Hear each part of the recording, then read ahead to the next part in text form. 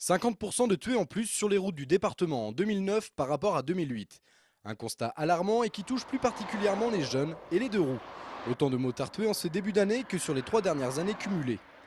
La préfecture du Maine-et-Loire a donc décidé de lancer, pour ce premier week-end de départ en vacances, une action de grande ampleur.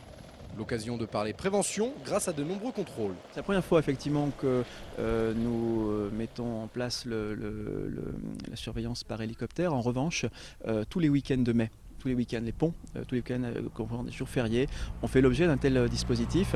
Et il faut regarder les choses en face. Il n'y a pas eu de victimes durant ces week-ends-là, alors qu'on avait enregistré malheureusement de très nombreux accidents d'autres week-ends plus communs où on se méfie moins. Je me rappelle notamment du premier week-end du printemps où 3 motards avaient trouvé la mort en 24 heures.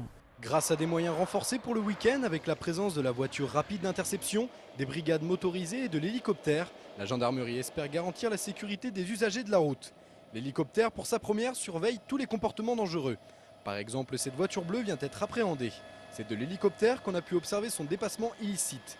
Tous les moyens sont donc mis en œuvre. La gendarmerie met en œuvre tous ces moyens, donc moyens personnels, également automobiles, et tous nos moyens spéciaux, à savoir nos moyens de contrôle de la vitesse, mais également de l'alcoolémie, les dépistages de stupéfiants sur les axes les plus fréquentés. On va également être le plus visible possible pour être vu de la majorité des gens qui partent, et donc faire également de la prévention et surtout la prévention.